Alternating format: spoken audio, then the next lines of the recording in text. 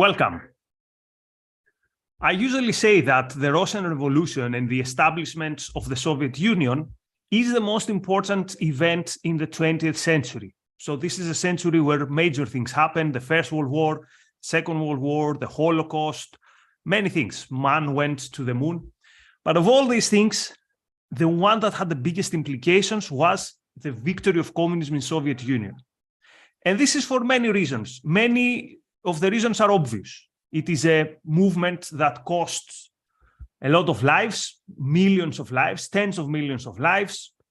Without the Soviet Union, half of Europe wouldn't be under the occupation and under the control of Soviet Union. Without the Russian Revolution and Soviet Union, there wouldn't be communist China, there wouldn't be a North Korea. But one element which is rarely discussed is that without the Soviet Union, without the communist bloc, there wouldn't be some of the worst regimes in the history of humanity, but regimes that have nothing to do in themselves with communism. So Soviet Union didn't only help bloody and tyrannical communist regimes, but also helped regimes and other movements which were not communist in their ideology, but they were nevertheless bad regimes. So this is the topic that we will discuss today. What has been the impact and what has been the assistance that the communist world has given to regimes that I consider as really, really bad. And in Greece, there is a phrase which translates something like, "Tell me who your friend is, and I'll tell you who you are." So today we will see some of the friends of the Soviet Union and some of the friends of various communist movements and what has been their impact in the world. And one of the most major and significant friends of the Soviet Union after the Second World War was a guy called Nasser. This is the guy who became the leader of Egypt in 1954. And he and some other people high in the military did a coup 2 years before in 1952. And in 1954, this junta, this military junta, the power is solidified in the hands of Nasser. Now, Nasser's victory in Egypt is super important for the rest of the history of the Middle East until today, and of the relations of the Middle East with Israel and with the West. Because Nasser set an example that would be followed in Syria, in Iraq, in other countries like Libya, even Algeria, and we have the legacy of this model till today. This is the model of someone from the military taking control and having an appeal because of his anti-colonial credentials. So remember, all of these countries in the Middle East, they used to be colonies. They used to be colonies of the West, of the UK, of France.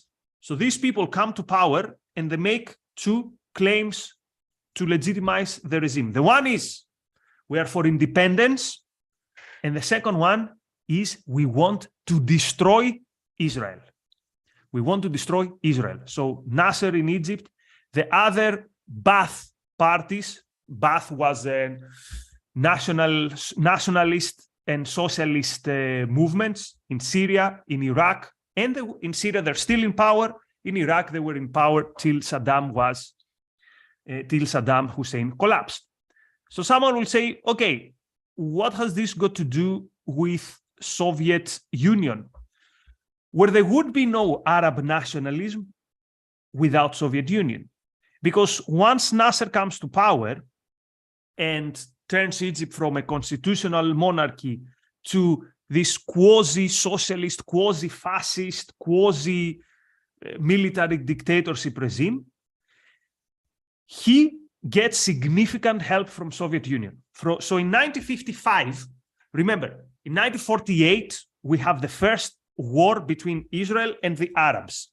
5 Arab states, including Egypt, attack Israel the moment Israel declares its independence, and their armies are crushed.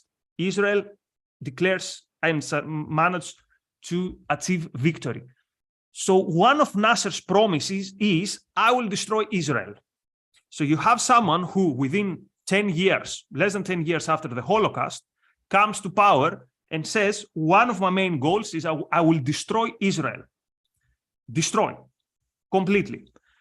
And one of the other things he does very quickly when he comes to power is he liquidates all opposition, including communist opposition. So if you're a communist in Egypt, you end up in prison, even worse, you end up in the torture chamber. And the Egyptian prisons from the time of Nasser till today are one of the worst places you want to be. Notorious for horrible torture. Same with Syria, same with Iraq. So who is the patron of Nasser? Soviet Union. In 1955, Soviet Union and Nasser signed the first treaty according to which he would get guns through Czechoslovakia, which back then was in the communist bloc. So notice something here. Notice how amoral, or maybe you want to say immoral, the Soviet foreign policy is. They support a guy who came to power via military coup. They support a guy who has thrown the communists to the torture chamber. And they support a guy who has gathered thousands, according to sources, of Nazis who flew Europe, and they found a very hospitable place in Egypt. And also someone who has done other sorts of, he expelled the whole ethnic communities, including the Greek community from Egypt. And this is a guy that the Soviet Union says, this is going to be our friend. So they help Nasser, they arm Nasser, and therefore within some years, Egypt again has aspirations to attack Israel. Between Nasser coming to power and between the first major war against Israel in 1967, we have in 1956 the Suez Crisis, where Nasser nationalizes the Suez Canal, which was back then controlled by England and France. He feels the power and he feels that he can do anything he wants, again, because he has the backing of Soviet Union.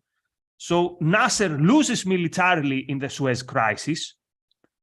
The army, the combined army of Israel, England, and France easily beat Nasser. But because of the threat of Soviet Union, the United States rush to England and France and they say, step back, how do you dare attack Egypt? We'll find a solution with the canal.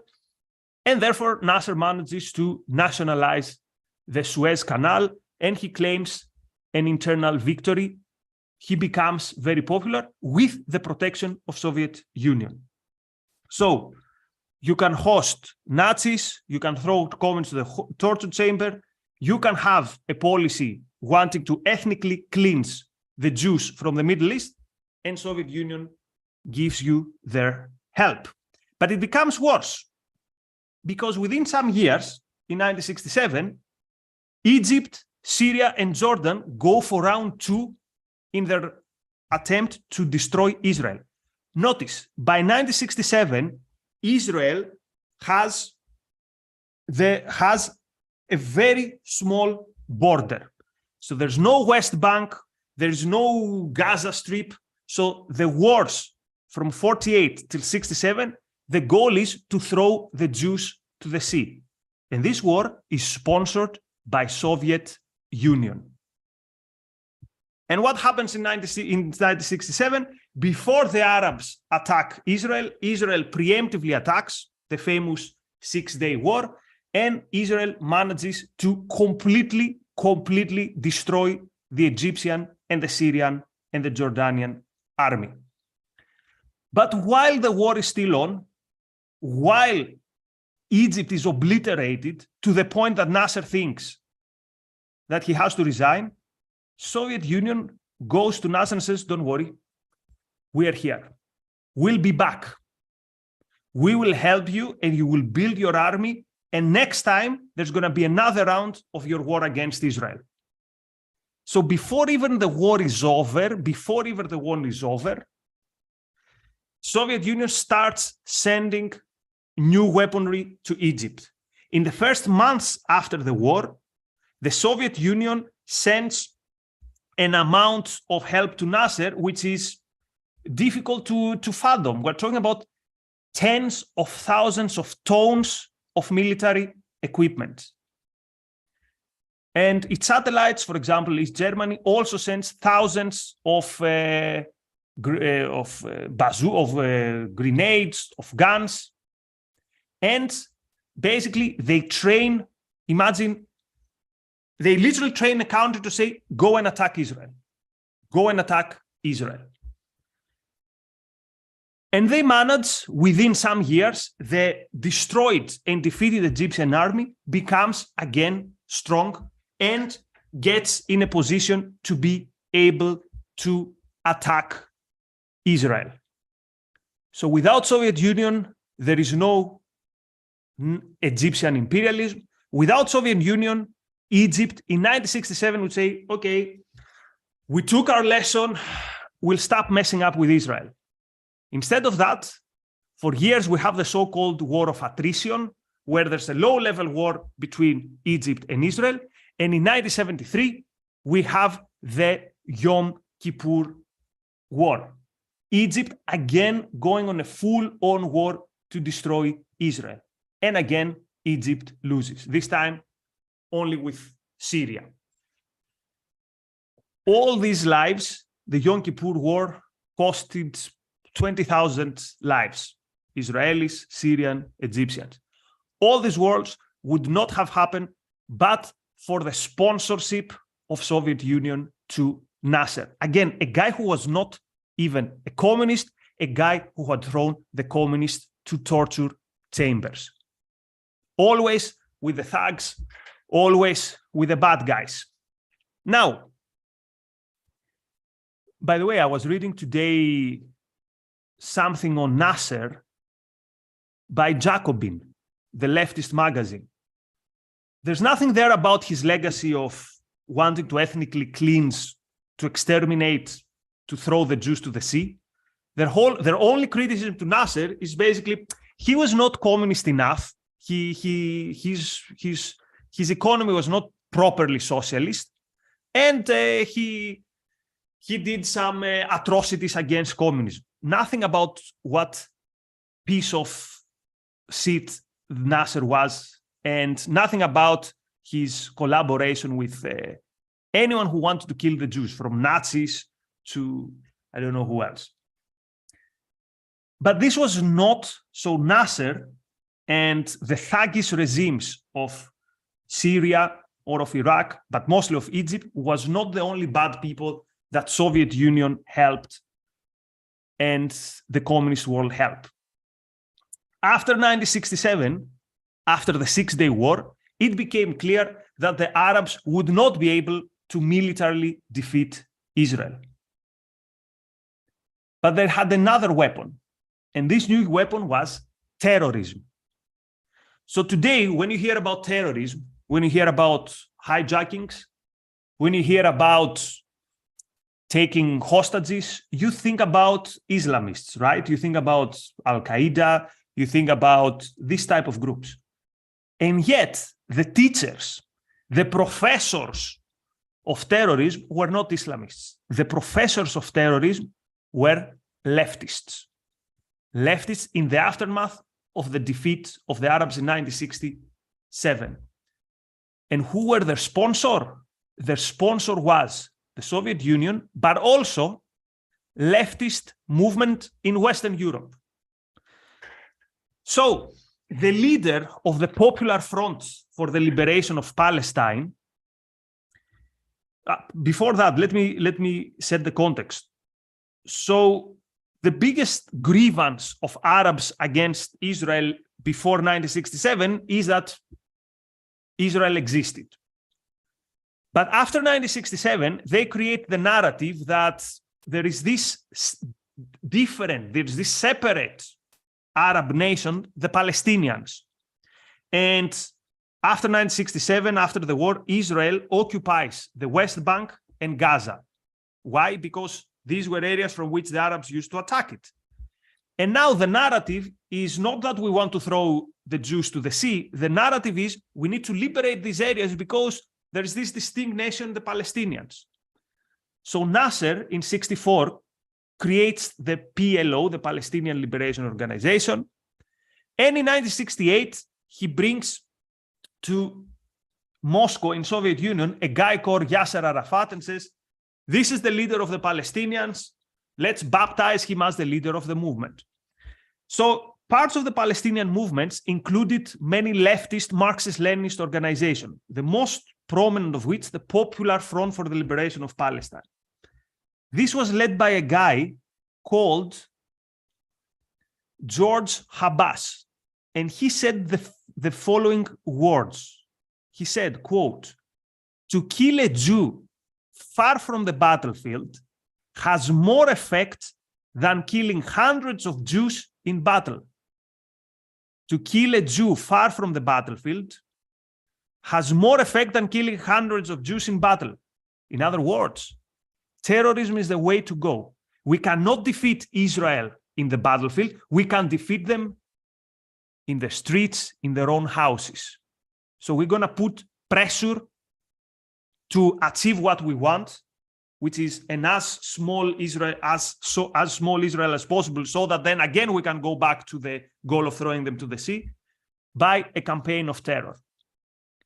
Who is the big sponsor of this campaign of terror? You guessed it, the Soviet Union and its allies. So let me bring you some examples of this terror campaign. Notice a campaign targeting explicitly civilians. The whole point of this campaign is we target civilians. So in May 1972, we have one of the worst terrorist attacks in the history of Israel, when you have 3 members of a group called Japanese Red Army. These are some crazy Japanese communists, mostly famous not only for the attacks they did to other people, but of how they treated with people within the group that they had internal differences. They used to, according to some sources, bury them alive. According to other sources, they would tie them in trees and let them freeze to death. So these crazy people got the support from groups which had the support of the Soviet Union in attacking Israeli targets. And in May of 1972, they attack the airport in Tel Aviv. And they open fire and they kill 25 people. 25 people. Who organized this attack? The Popular Front for the Liberation of Palestine. Who is the sponsor of the Popular Front for the Liberation of Palestine? Directly KGB. So the guys who were running the Popular Front had a direct line with the leader of KGB. Back in the day, it was Yuri Andropov, later became the leader of Soviet Union. September of 1972, we have perhaps the most famous terrorist attack in history before 9/11, the attack in Munich Olympics, where a group called Black September, which is basically people from the PLO that Arafat didn't want to do it in the name of the Palestinian Authority, so he created a signature, another group. So they massacred 11 Israeli athletes. So this attack is sponsored, it's actually supported, not sponsored, supported, gets logistical support on the ground in Western Germany. By whom? By a group called Revolutionary Cells. That was a communist group, a terrorist group. Again, getting logistical support from Eastern Germany. So basically, the idea is any Jew anywhere is fair game. Attack the Jews anywhere. Let me give you another example. 1974, we have the Kiryat Shmona massacre in Israel. So you have people from another leftist Palestinian group, the Popular Front General Command, that was a split from the Popular Front. They attack a small town and they kill 18 people, 11 of them women and children. Some of these children are killed by being thrown from a balcony. How can you do this and then claim that you have a legitimate cause? Well, you can do this if you have half the world whitewashing you. So listen how the official newspaper of the East German communist regime described that attack. Again, this is an attack where some people infiltrate Israel, go to a random small village, start killing mostly children, and throw some of them in the balcony. Here is how it was reported. It's a very short paragraph in Eastern Germany. Quote, a group of partisans who were stationed on Israeli territory occupied 2 buildings in the settlement of Kiryat Shmona near the Lebanese border.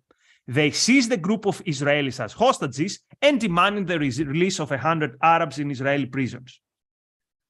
Here comes the interesting part. As a result of an exchange of fire between the partisans and Israeli troops, more than 20 Israelis were killed or wounded, and 3 of the partisans were killed. So something happened, shots were exchanged, and 20 Israelis were killed or wounded. We never hear that most of these were children. We never hear that they were thrown from balconies. We never hear that the terrorists executed them with machine guns. So you can be the worst piece of scam in the world. You can literally kill kids. This was not the only time where Palestinian terrorists killed children, but you have the whitewashing machine, which is the world communist movement that can support you and can whitewash you whatever you do.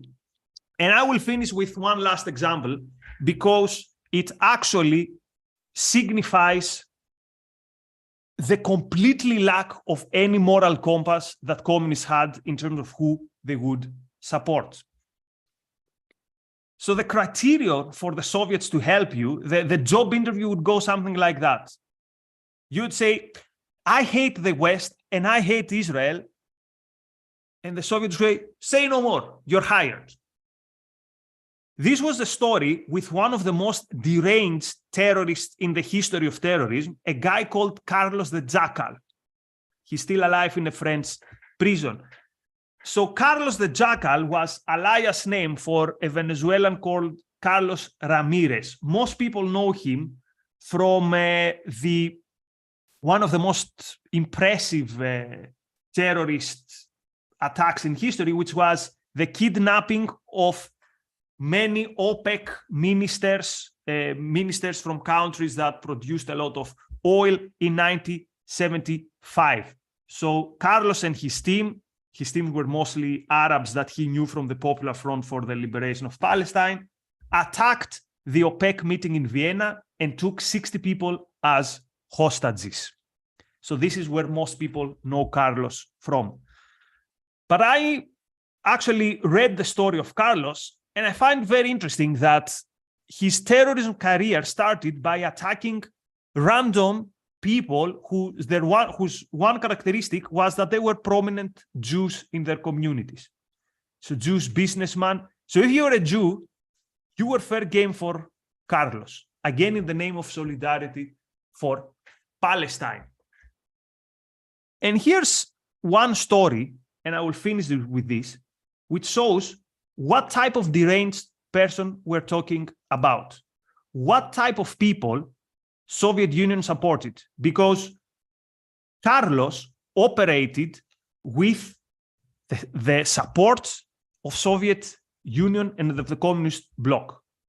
Most of his life, Carlos spent it living as a celebrity in socialist countries. So let's see what type of person this Carlos was. Because you can see, you know what, when you fight a war, you do some things, violence is necessary in war. Let's see what type of person Carlos was. So in September 1974, there was an incident in Netherlands where members of the Japanese Red Army, these crazy terrorists who did the massacre in the Israeli airport, they had another group, and other members of the same group had occupied the French embassy in Hague, in Netherlands, because they wanted to release one of their comrades who was in France. Carlos was in Paris at that time, so he listens in the news about this operation. Allegedly, he had also something to do with organizing it. And he says, look, I have to do something to show solidarity to the Japanese communist terrorists. Again, the terrorists wanted to put pressure in the French government to release one of their comrades. So Carlos says, what can I do to show solidarity? So he puts some hand grenades in his pockets. He goes to, imagine a shopping center. The shopping center has a balcony. Usually the shopping centers have like 2 levels. There's a balcony and then there's the ground floor. Carlos goes to the balcony. He looks below. There's a restaurant. He takes the hand grenade and he throws it to random people in the restaurant. And then he turns and leaves. The hand grenade lands close to a couple who was just strolling. It explodes. It kills the guy. It severely wounds the woman. There's one more person killed, and there were 2 children that were maimed for life. The one completely lost its hand. This was Carlos, the idealistic revolutionary. Carlos was only caught in the 90s. Why? Because till then, he had the support. As long as the socialist bloc existed, he would go and hide and find weapons and money in socialist countries. Actually, Ceausescu, the socialist leader, the communist leader of Romania, used Carlos also as a hired gun. He would say, go abroad and kill these dissidents or attack these dissident groups. So this was the type of people that Soviet Union supported. This is the type of people that Western communists supported. This is the type of people that men in the left lionized as freedom fighters. So the more of a thug you were, and if your credential was, I want to kill Jews, I want to inflict damage to the West, you are good to go to cooperate and get very generous support from the Soviet Union and its allies. And I want to end with one thing. Many people have the misunderstanding that the powers to be in the communist countries were power lusters who just wanted to rule people, to have money, to live a good life. And they were just like your average dictator. I think this is not the case. I think the leaders, for example, of East Germany and of Soviet Union were serious altruists, with whatever this term means in the way that Ayn Rand described it. They really believed that stuff. Why would East Germany spend so much money, crazy amounts of money, in supporting all sorts of terrorists abroad? Because they really believed that there was a battle in the world and it was us versus them, and whoever was fighting my enemy, we help them. Why did Soviet Union, there's this misunderstanding that Soviet Union had all these satellite states because they wanted to absorb sources or wealth or whatever. It was the opposite. Soviet Union was losing money by helping all these people. And yet they did it. They did it because that was their ideology. And what exactly was their ideology? Here is where I'm not sure. And if you can help me in the comments, I would really appreciate if you help me to understand this. Why would Soviet Union help these terrorists? At some point, we know by reading the archives, Soviet Union realized that Israel wouldn't be destroyed. So their line was, we want no war, but nor do we want peace, because that's how we can play a role in the area. So it's sometimes I think it's distraction for distraction's sake. Other times I think, I don't know, maybe they had geopolitical reasons to be there. But what is certain is that they also took a significant cost by supporting all these thugs. So maybe, I don't know, this was a match made in heaven for them. The thuggish regime and the thugs. A country which used terrorism against its own population for decades, supporting terrorism abroad. Anyway, so this was the topic today. Again, any thoughts, particularly for today's topic, are more than welcome, because what you watch today is one of the themes of my talk this year in Ocon. My talk in Ocon is the left's war on Israel. And I'm not sure where to start and where to finish with this. This is such a big topic. And today it was just one small area. But if you have any thoughts, like what are the philosophical takeaways? What does this story teach us? So I think I have a very interesting story here, but I'm not 100% sure, like, what does this story teaches us specifically? So I'm more than happy to hear your suggestion or comments in the comments. So just also say a big thank you to Walter and a big thank you to Bonnie for your support.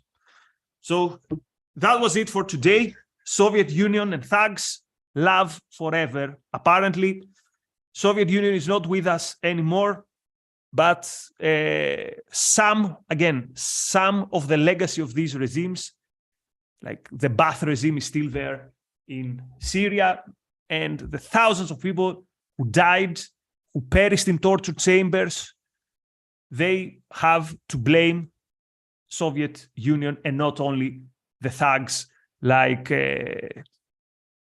Assad or Nasser, or later Mubarak or Saddam Hussein. So that was it for today. Later at ARCUK, UK, 10 p.m. UK time, Cutting Edge with Lee Pearson, with Stephen Richins and Robert Stubblefield. And the special guest today is Adam Reed. The topic is imagination, emotion, and cognition. So there's always something happening in ARCUK. That was it for today. Many thanks and see you soon. Bye.